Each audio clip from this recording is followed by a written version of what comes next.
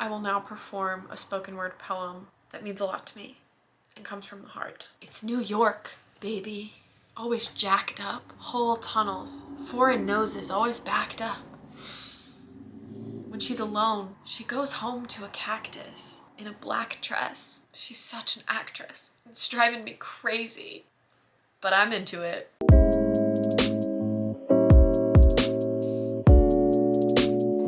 Hi besties, welcome. I hope you are as excited as I am about this very highly requested video. The second video I have ever posted on my channel was, if you liked this album, read this book. And at the time, I think I had maybe 200 subscribers and I did not expect more than about 200 people to watch it. But as it turns out, that was my first video that did really well. Right now it is sitting at 35,000 views.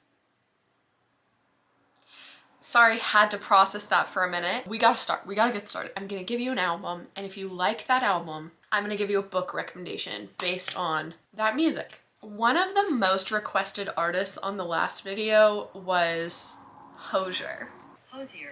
Hozier. This guy. Let's talk about his first album. A couple things that really strike me about this album. First, there is so much nature imagery. There's so much earthy, gritty, raw imagery. Even though it has lots of bangers, to me the tone is one that is overall a little bit darker. There's a twisted element to it, but at the same time it's love poetry. And for that reason, if you liked this album, I'm going to recommend you The Overstory by Richard Powers. This book is chock full of nature imagery. It's a book about trees specifically. It's so poetic and lyrical, and you realize how fundamental trees are to who we are, but because it also dives into climate change, it has that sort of gritty, dark undertone. And even when it has these joyous, soaring moments in the book, just Jackie and Wilson or Someone New, it also has those work song, real people do moments that are beautiful but harrowing. That's how I would describe this album and this book. Beautiful but harrowing. Hire me to do blurbs, come on. There's more than one love story in The Overstory because it's sort of all of these different narratives that end up weaving together. But there's one specific one that stands out to me that is just so beautiful. And the way that the characters talk about each other, to me, is very reminiscent of Hozier's lyricism. And I think if he hasn't read this book, he should read this book. Here I offer up my book recommendation to Andrew Hozier Byrne, because he's watching. The album that took the world by storm about 3 months ago, 30 by Adele.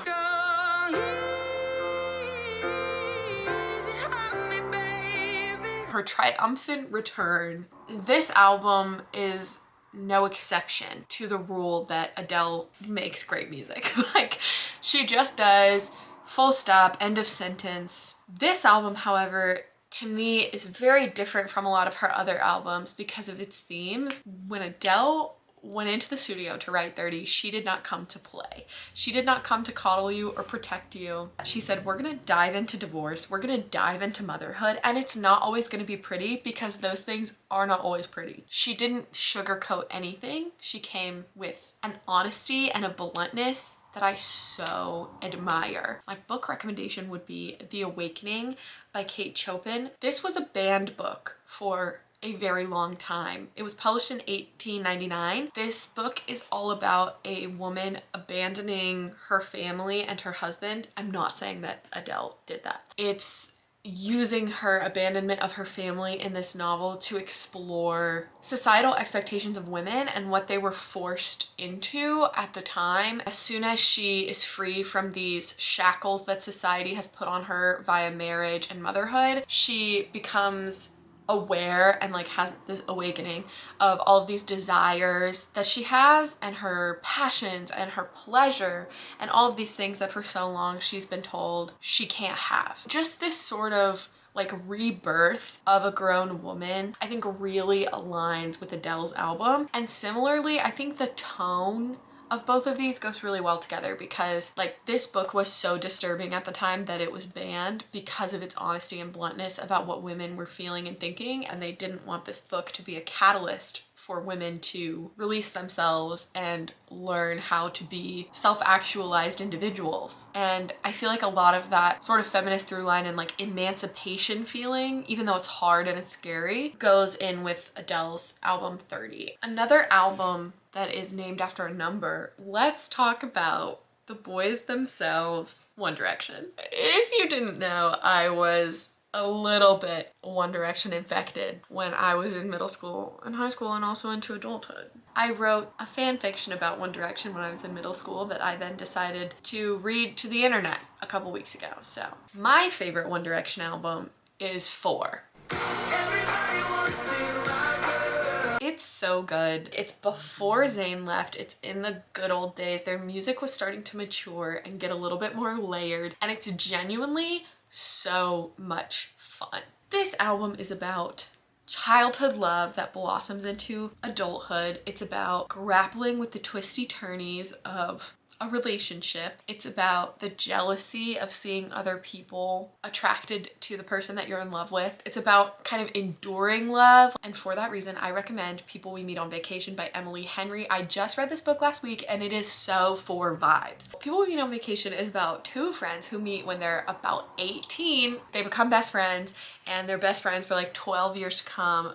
I think you can guess what happens because it's a romance novel. But they go through a lot of twists and turns in their relationship. This book was so much fun to read. Like, I could not put it down, and I'm not usually a romance reader. I would die for Alex Nilsson. Also, there's one scene in which No Control hits different. Girl Almighty was written about Poppy. Like, you can't convince me that it wasn't. Fireproof, Alex Nilsson's theme song. It's so fun, and it explores complex relationships from like childhood into an adulthood, and there's like a maturing feel. Reading that book felt like listening to a good pop song, and it's a banger of an album. So there they go. While we're in the One Direction section, let's talk about the one, the only Mr. Harold Styles. Debut self-titled work, Harry Styles, HS1 if you will. It's a sign of the times. This is a high honor that Harry is about to get, and it's a high honor that Miss Rooney is about to get. I recommend Beautiful World, Where Are You by Sally Rooney. My favorite author, one of my favorite artists. I historically put Sally Rooney's books with Taylor Swift albums, but the vibe of HS1 is the vibe of Beautiful World, Where Are You? And I'll tell you why. There are certain songs that so perfectly in my mind align with the characters in this book. Also, Beautiful World, Where Are You is so much about how challenging the world can feel. That kind of ever-present anxiety our generation has because of climate change, because of fucked up politics, because of literally like the list goes on. Harry's album really kind of encapsulates that anxiety in these songs that he's written about relationships or about people that he loves. I'm not saying his album makes me anxious, but like Just Stop Your Crying, It's a Sign of the Times. I feel like that song really captures that sort of big theme of this novel. There's also a lot in this novel about sex and pleasure and how that can shape relationships, which I feel like is also a really big theme in Harry's album, which was like shocking to One Direction stans when it first came out. He touches on so many really important elements of a relationship that the kind of sterilized X Factor boy band couldn't do. I beg to differ, sir. And he really just grew into that beautifully, and I think Sally Rooney's writing has always been really strong in those same areas. There's just sort of this like melodic and cohesive feel to Harry Styles' album, even though it's a lot of different genres, a lot of different stories he's telling. And Beautiful World, Where Are You feels the same way because you're sort of following 2 separate stories and they still feel very cohesive. This one just makes a lot of sense in my head. Let's do another self-titled debut album and talk about Sawayama by Rina Sawayama. No, because this album goes so hard. If you haven't listened to Sawayama, do yourself a favor because she's the future of pop. Hilary Duff early 2000s vibes, 80s synth pop vibes, Avril Lavigne teenage punk vibes, put together in this beautiful smoothie milkshake of bangers. If Bad Friend came on in a club, you would see a side of me that has never emerged prior to this moment. The overall theme of Sawayama is that Rina Sawayama is that bitch. She's the baddest bitch. She comes to the dance floor, to the studio with an unprecedented level of confidence. Completely deserved, but unprecedented. I'm gonna recommend Slow Days Fast Company by Eve Babbitt because Eve Babbitt was that bitch in another era. Like, I read this book and I was like, Eve Babbitt is so cool. That's my takeaway. Thesis statement of the book, Eve Babbitt is so cool. Thesis statement of the album, Rina Sawayama is so cool. It's all about California in the 1970s. She writes these different like vignettes and scenes and essays about some of her different relationships and lovers through the decade, but she really hones in on this lens of place, this lens of California being the defining common denominator of all of these relationships. The vibe of like 70s era California, the relationships that she starts and ends, it's so cool. I don't have like, both of these women render me speechless. They both have such a strong female first undertone. I know that Rina Sawayama is like UK based, but like LA in the 70s, she would have ruled, and she is the moment. Taylor Swift disappeared for a while, but then she came back with a banger, with an absolute doozy, and that was Reputation. Big Reputation, Big Reputation. To me, this album has two very different energies. Kill men energy. I never trust a narcissist, but they love me. If a man talks shit, then I owe him nothing. And then this other element of self-conscious love story that's going on. My reputation's really shit right now, so you must like me for me. I want his name on a chain around my neck, not because he owns me, but because he really knows me. Like, we're still keeping the kill men energy, but we're like, okay, but except for you.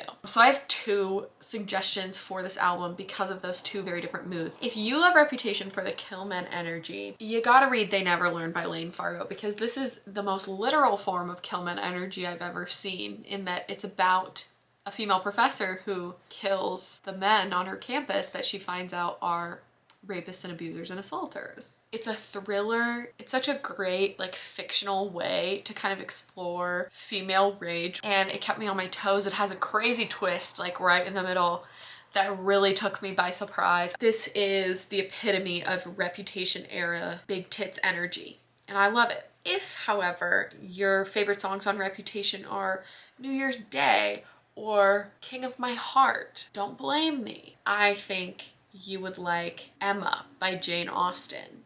In my last video, I said that Red matched up with Pride and Prejudice, which I stand by. But I think Emma works so well with Reputation because in the book, Emma really does have a big reputation around town of being like a snatchmaker, but also being sort of this like haughty, sometimes really annoying woman. The love story that blossoms between Emma and Mr. Knightley to me feels very much like Reputation era love songs. Also, Emma has the line, "If I loved you less, I could talk about it more," which has me in a chokehold, but also sounds like something Taylor Swift would have written in one of those songs. Also, Emma is like this very strong, very hard-headed, stubborn female character, and she doesn't put up with shit from men and then ends up falling in love with one. Very Reputation vibes. Like, tell me I'm wrong, you can't. I won't listen to you. Then Taylor Swift made Lover.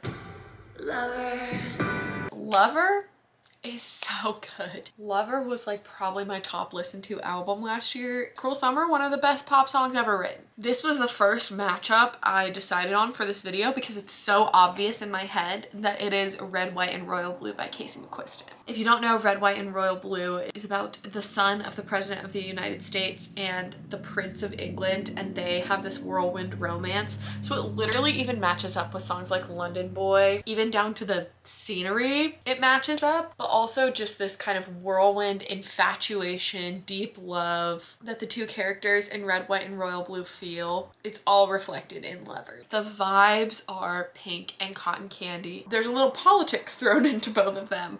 The vibes are found family, the vibes are sexy, and also there's just like a lot of beauty in both of them. There are lots of beautiful lines in Red, White, and Royal Blue. I think it's one of Taylor Swift's best albums lyrically. While we're talking about little little blondies, let's pop on over to Miss Phoebe Bridgers. Last time I told you that if Punisher is your favorite album, that you need therapy. And I stand by that. And in fact, I'm going to expand my therapy recommendation to those of you whose favorite album is Stranger in the Alps.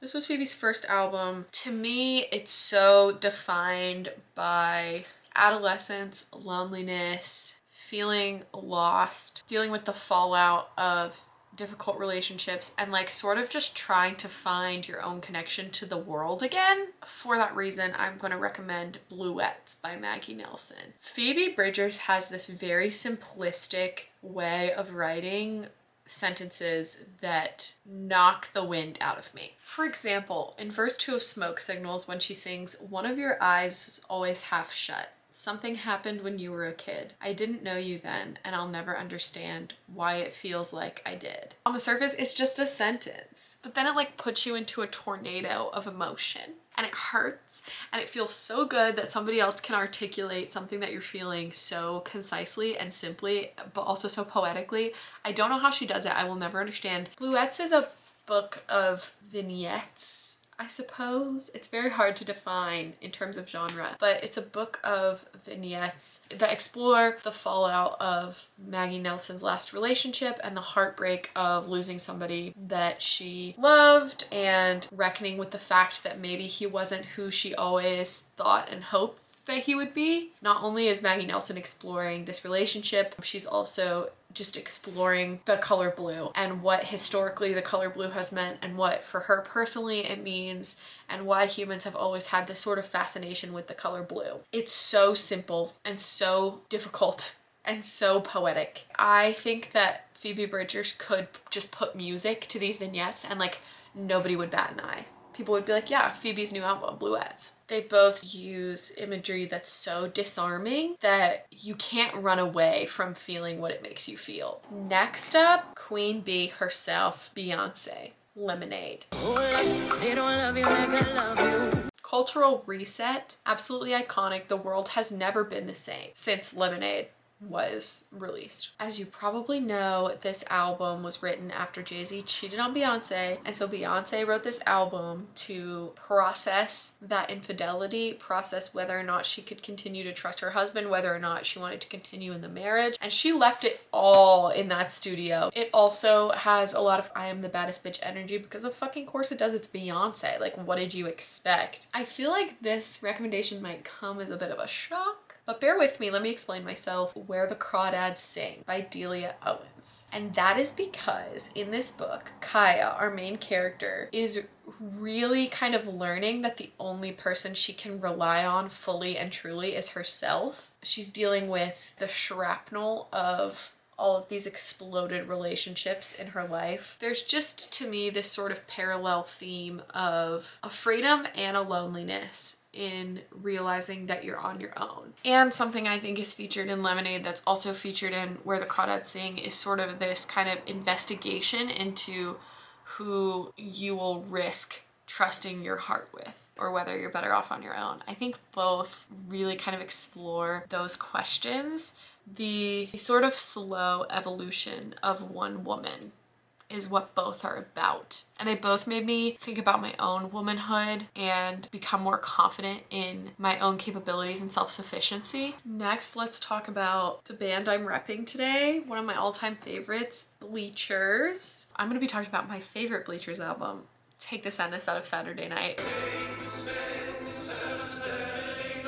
Whew, this album does things to me. And to me, the book that aligns best with Take the Sadness Out of Saturday Night is Slaughterhouse-Five by Kurt Vonnegut. And I'll tell you why. Take the Sadness Out of Saturday Night was such a product of COVID quarantine and this feeling of just being stuck in time and being like frustrated creatively, frustrated politically, frustrated with all of these things that were out of our control. Ironically, Slaughterhouse-Five is about a person who is unstuck in time. He sort of time jumps from all these places, but in reality, he's doing that time jumping because of his PTSD from the war that causes him to be stuck in the war. But for me, the biggest thing that these two share is this theme of sort of unearned, undeserved hope. Slaughterhouse-Five is a book about the horrors of war, and it's told from the perspective of a man who was present at the Dresden fire bombings. Over and over, he witnesses horrors. He just continually gets beaten down. And for whatever reason, Billy Pilgrim continues to be hopeful. Right now, I often feel like hope is unearned. What is there out there to show me that hope is worth having? Books like Slaughterhouse-Five and albums like Take the Sadness Out of Saturday Night, which I think is also a reflection of that stuck feeling that so many people have right now because of COVID and just because of the world as it is. But both of these things show me that hope is not something that has to be earned. The tone of both of these really just struck a very similar chord with me. And last, but certainly not least, we have Control by SZA. The overarching things that I noticed about this album were that one, it's sexy, it's very enticing in that way, but it's also very self-conscious. SZA has many songs and many lines about feeling like she isn't worthy or not enough, or she understands why a man might be into another woman. I think that's such an interesting balance to strike. Sexy confidence, but also this self-consciousness that creeps in over and over, even when you're fucking SZA. The book that came to mind that I couldn't shake is Conversations with Friends by Sally Rooney. That book also balances those two feelings really well, I think. Nick is very suave, very sexy, very enticing, and Frances is really quite self-conscious. It balances those two presences very well in a way that I think SZA also does. They both also just feel like a coming of age, a stepping into yourself. For all of those reasons, I would pair them right up. Okay, we've talked about some absolute legends, some absolute icons, and some of my absolute favorite books. Hopefully you leave this video with some really good book recommendations and maybe some really good album recommendations, because you know, they go both ways. Maybe I'll do a part 3 if that's something you guys are interested in. Let me know. Tell me down below which was your favorite pairing, or if there are any books that you would pair up with these albums that I didn't mention. I'm super stoked for all the videos I'm putting out this month, so hit the subscribe button so you don't miss any of them. Like this video if I mentioned any of your favorite artists or books, because it helps me out so much. And as always, in case you haven't heard it today, I love you. Bye.